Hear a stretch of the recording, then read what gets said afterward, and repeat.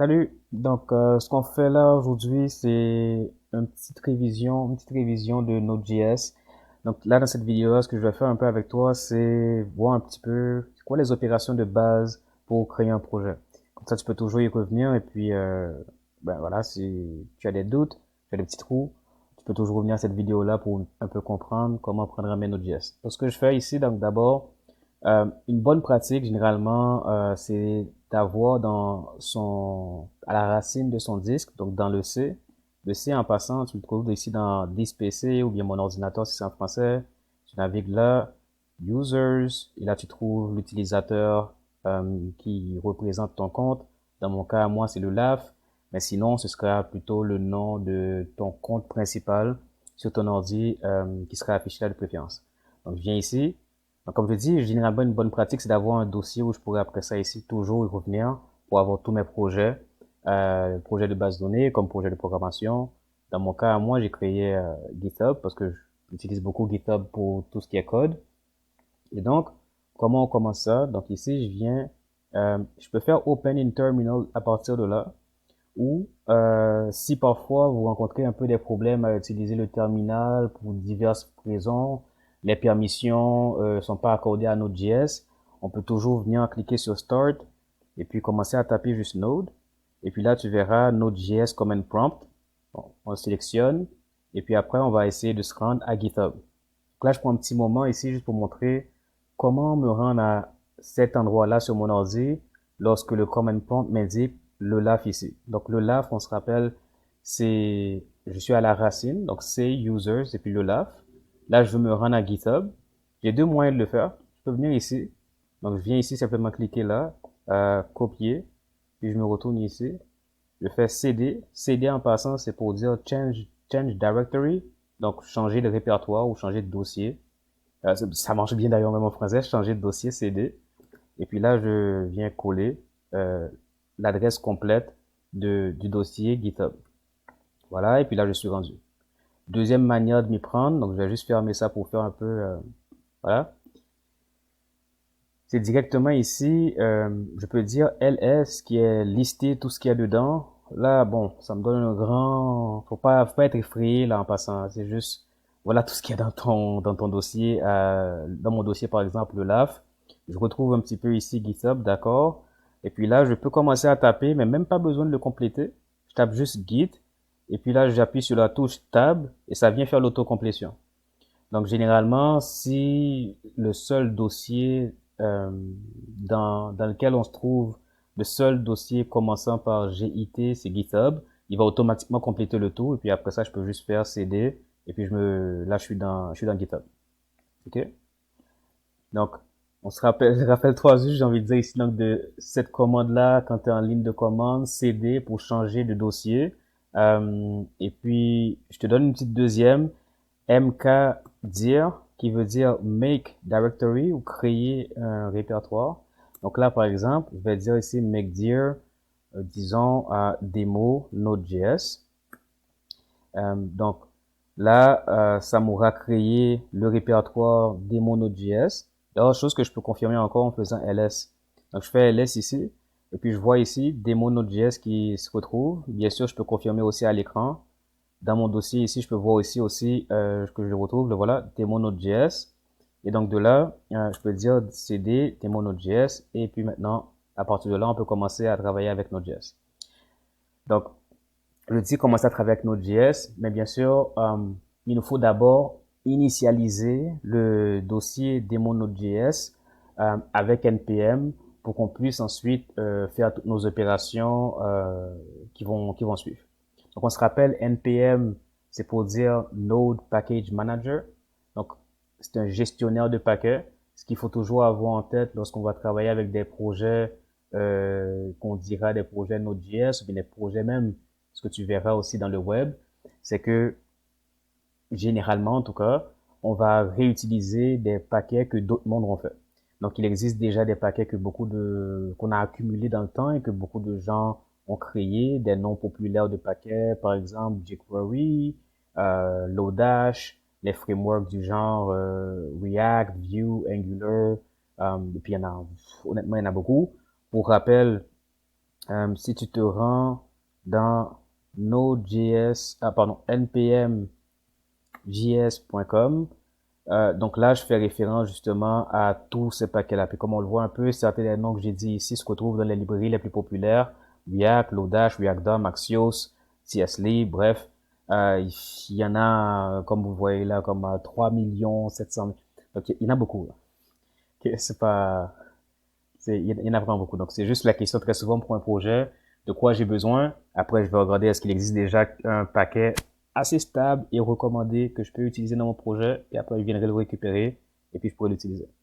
Donc, revenons ici à notre dossier démo Node.js pour l'initialiser.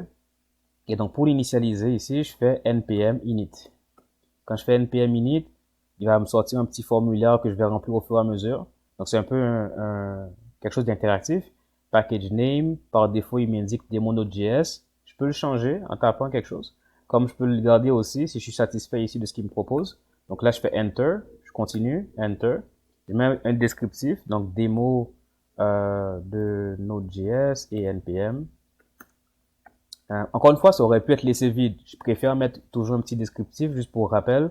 Entry point, on y reviendra. Donc index.js, d'accord. Test command, on met rien, on n'a pas de test.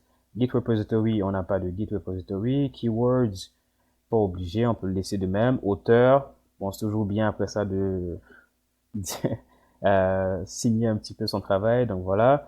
Licence, vraiment, ça on peut le laisser tel quel. Type, comment.js, ça va. Ça nous fait un récapitulatif de tout ce qu'on a créé. Et puis là, je dis yes et c'est fini. Donc, je dis c'est fini, mais en fait, ce qui s'est passé, c'est que ça nous a créé justement le fichier package.json. Okay. Donc, on peut inspecter ce fichier-là. Donc, pour ça, ce que je vais faire, j'ai installé VS Code sur mon ordi. Si tu n'as pas encore installé VS Code, je te recommande de le faire. C'est un excellent éditeur pour tout ce qui est web et donc tout ce qui est développement avec Node.js, par exemple. Pour ça, il faut juste aller donc dans vscode.com, je pense, si je me trompe. Non, ok, je me suis trompé. Donc, VS Code. Donc voilà, c'était code.visualstudio.com. Et puis de là, download for Windows, suis les étapes d'installation et puis ensuite, reviens l'utiliser. Donc de là, moi j'ai déjà installé VS Code. Donc encore une fois, il y a plusieurs manières d'ouvrir un dossier avec VS Code. Je peux faire un clic droit comme je fais ici et puis aller dans plus d'options Open with Code. Ça l'ouvrira directement dans le répertoire que je travaille. Tout comme aussi, je peux venir ici et puis dans Demo Node.js, là, je tape code. Ça, c'est pour dire à VS Code qui est accessible ici avec la commande code, ouvre ce dossier-là. Très souvent, tu verras que j'utilise point, ou bien on utilise simplement point lorsqu'on veut faire référence au dossier courant, pour dire comme là. Donc, je fais code, espace point, et puis là, ça viendra aussi ouvrir de même démo Node.js dans VS Code. OK? Et puis là, on confirme. Voilà mon package.json avec exactement les instructions que je lui ai données. Donc, ce que je vais faire maintenant, je vais supprimer ça. Okay? Donc, je ferme ça, je supprime mon package.json. N'aie jamais peur de supprimer des choses. Là. Tu peux toujours recréer. Là, c'est une pratique. Donc, supprime, mets le désordre, et puis après ça, ici, apprends de cette expérience. Donc, de là, ici, je veux ici, on va ici initialiser ça d'une deuxième manière. Donc là, je vais faire npm init-y. Et qu'est-ce qui s'est passé en fait quand je dis -y, npm init-y, il vient utiliser toutes les valeurs par défaut du formulaire et automatiquement créer le package.json. Donc là, si je viens reconfirmer ça encore, toujours bon de confirmer ce qu'on est en train de faire, je retrouve ici mon paquet démo Node.js. Enfin, mon package.json avec tous les valeurs par défaut, donc le nom démo Node.js, la version, les scripts, keywords, le tout est là. Okay. Et puis donc finalement, on a deux opérations. Donc là, on a vu ici comment initialiser un projet avec npm. Okay. Donc là, le projet, on va dire ici, est prêt, si on veut, à être utilisé ici comme un projet, récupérer des paquets et puis ensuite faire le nécessaire ici pour l'exécution, pour ce qu'on va faire ensuite avec l'intégration de MongoDB. Et donc, deuxième commande principale avec npm après l'initialisation, c'est les commandes d'installation de paquets. Donc, les installations de paquets, ça va se passer par la commande install. Et puis là, donc, je dis npm encore une fois, espace install. Et après install, je viens spécifier un paquet. Donc, là, à titre d'exemple, je vais revenir ici à npm.js. Je vais prendre ici, par exemple, ça me dit ici un paquet populaire React. On n'en aura pas besoin pour ce qu'on va faire ici, nous, mais c'est juste pour montrer, juste pour illustrer la chose. Je vais essayer de récupérer le paquet React et le mettre dans mon dossier, dans mon projet. Donc là, je dis npm install espace React. Et puis, voilà, added one package. Bon, il y a d'autres petits détails là. Audited two packages. Bon, on voit qu'il y a beaucoup de choses qui sont passées à gauche. Ok. Donc, je vais juste répéter l'action, puis on va suivre un petit peu qu'est-ce qui s'est passé. Donc là, euh, je désinstalle le tout, je recommence. D'abord, npm init y, ça vient ici me créer un package.json. Et puis ensuite, quand je fais npm install react, on a deux choses qui se passent. Package lock.json se rajoute et node module se rajoute. Donc, le node module, c'est quoi? C'est le dossier qui va être utilisé pour répertorier tous les paquets qu'on a installés dans notre projet. Donc, chaque fois que je fasse une nouvelle installation, là, par exemple, j'ai dit npm install react. Si je viens chercher un autre, donc là, si je viens, par exemple, récupérer Lodash, donc là, si je viendrais dire npm ensuite install Lodash, voilà. Donc, Lodash vient se rajouter aussi à Node Modules. Ok. Donc, ça, c'est pas un dossier qu'il faut aller toucher ni modifier soi-même. C'est juste ici, donc, savoir que c'est là que va se retrouver tous les packages que j'aurais installés dans mon projet. Et puis ensuite, package lock.json, c'est un peu le même principe. Faut pas y toucher. C'est npm ici qui l'utilise pour faire le suivi de tous les packages internes et puis le nécessaire, j'ai envie de dire ici, d'installation et puis retracer un peu un paquet installé dans notre projet. Donc, on peut par curiosité aller jeter un petit coup d'œil, puis on peut voir un peu la différence entre le package.json qui est beaucoup plus épuré, il y a juste dependencies, Lodash, React, et puis ici on voit beaucoup d'autres détails, version, resolve, integrity, bref, ça c'est des détails vraiment ici qui sont nécessaires pour npm, pour préserver l'intégrité de tout ce qui est installé, mais nous en soi, comme développeur ou bien comme programmeur, on n'a pas vraiment à se soucier un petit peu trop de la chose. Mais il faut savoir un petit peu qu'il y a ce fichier qui existe, qui est créé, puis maintenu par npm pour les paquets installés. Donc, on a installé Lodash React et ici on peut voir ici donc la version actuellement disponible dans notre projet. Et si par contre on a fait une erreur en installant, on peut toujours désinstaller de la même manière. Donc, on installe Lodash et je peux même désinstaller plusieurs à la fois, de même que je peux installer aussi plusieurs à la fois. Donc là, je peux dire uninstall Lodash et uninstall React.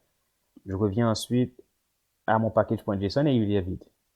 Ce qui est un peu normal, j'ai tout désinstallé. Puis finalement, donc là, si on y va avec ce qu'on voudrait installer, par exemple, c'est MongoDB, install MongoDB. Alors attention, ça c'est un paquet qui permet d'accéder à une base de données MongoDB. C'est pas de dire qu'on est en train d'installer la base de données MongoDB. C'est juste une série de fonctions qui ont été encapsulées dans un package nommé MongoDB qui nous permet de facilement interroger une base de données MongoDB. Donc là, je dirais ça ici. Et après un certain temps, là, quoi qu'il me dit ici, added 12 package. Encore une fois, faut pas être surpris. Ce qui peut se passer parfois lorsqu'on installe un paquet, c'est qu'il y a beaucoup de dépendances très intrinsèques au paquet. Et puis npm va justement se charger d'installer les dépendances additionnelles pour s'assurer qu'on puisse bien utiliser, par exemple, celui-ci. Okay. Donc, dernier élément. Donc là, on a vu initialiser le paquet, initialiser le projet avec npm init, npm install, npm uninstall. Et puis le dernier élément, ensuite, c'est exécuter mes scripts que je viens ici de mettre dans mon package.json. Donc encore une fois, rappel, npm fait juste interagir avec le package.json, ce fichier-ci. Donc là, on a déjà un premier script, le script test. Et puis ce qu'on peut faire ici, c'est juste faire un test. Donc c'est-à-dire juste valider un petit peu la chose. Donc là, on peut venir ici et puis dire npm run test. OK. Et ça nous dit error no test specified. C'est pas une vraie erreur ni quoi que ce soit, c'est littéralement le texte qui est écrit ici. Chose que je peux venir modifier et puis je vais venir dire ici allô, tout va bien. Donc, problème. Donc là, je réexécute et là, ça me dit allô, tout va bien. Encore une fois, ça s'appelle test, mais je peux l'appeler Bobo ou n'importe quoi. Il suffit après ça ici que quand je viens là, je spécifie le bon nom. Donc là, si je dis npm run Bobo, ben voilà, ça me donne allô, tout va bien. Donc c'est juste après ça ici, donc par convention, il y a certains noms qui sont très souvent réutilisés, test, build, donc build, test, compile, et puis il y a des noms qui sont des noms réservés aussi à NPM comme publish, euh, ou même d'ailleurs le build aussi, ou start. Donc, mais sinon on est assez libre vraiment de choisir n'importe quel nom qu'on veut donner à notre script. Et puis après, on peut en avoir plusieurs. Donc là, je peux avoir test, mais je peux en avoir aussi test 2, test 3 ou autant que je veux. Juste oublier, pas oublier ici de mettre une virgule, on est en JSON. Et donc, on peut vérifier tout ça. npm1 test 2. Did you mean? Ah, j'ai pas sauvegardé. Faites toujours attention un peu dans VS Code. Donc, si je reviens ici, voilà, allô, tout va bien. On peut les distinguer encore une fois. Voilà. Et puis on peut mettre ça ici pour distinguer tout le monde. Donc on voit clairement que euh, test nous donne tout va bien, test 2 nous donne ceci et test 3 nous donne cela. Okay. Et puis donc le dernier élément le plus important, je dirais, à ce stade-ci, avec notre package.json et npm qu'on voudra faire, c'est faire référence à des fichiers qu'on aura créés. Donc là, on va par exemple créer un fichier main.js. Donc euh, main.js dans démo.node.js en passant. Donc ça, c'est un fichier JavaScript. Ça va être un script qu'on pourrait exécuter dans l'environnement Node.js. Donc là, un script très très simple, c'est un script qui dit simplement bonjour. Vous avez probablement fait ça déjà, en fait, tu as probablement déjà fait ça. Donc ici, voilà. Et parce que je viens de dire justement que je veux l'exécuter dans l'environnement Node.js, euh, donc ce qui est équivalent, par exemple, venir ici et puis dire node espace main.js, où là je vois clairement que ça nous dit bonjour. Donc là, juste pour comprendre ici, quand je dis node espace main.js, ce qui se passe, c'est que je suis en train d'importer le script que je viens d'écrire main.js dans l'environnement Node, et puis ensuite je l'exécute. Okay. Donc juste pour rappel, l'environnement Node en tant que tel, je peux y accéder aussi directement ici, ou là, c'est l'équivalent de directement écrire console log bonjour. Là, je suis déjà dans l'environnement, donc il n'y a pas besoin d'importer quoi que ce soit, mais je dis juste que c'est le même principe. Ça l'importe dans Node, et puis ensuite, ça peut ensuite exécuter le script dans l'environnement Node. Donc là, je l'ai fait en ligne de commande, mais l'avantage justement du NPM, c'est que je peux venir ensuite dire build par exemple. Et puis là, de la même manière que j'ai dit Node main.js, je vais écrire littéralement la même chose. Node, euh, voilà, bon, main.js. Et là, je vais dire npm run build. Puis on voit ici, on exécute npm run build et ça vient nous dire bonjour. Alors, là, à ce stade-ci, on est libre vraiment de faire vraiment d'un script aussi long, aussi complexe qu'on veut. Après ça, bon, bien sûr, on s'assure de pas faire d'erreur ou bien que ça compile. C'est un bon code. Mais sinon, on peut créer des codes beaucoup plus complexes que ce qu'on a ici. Okay.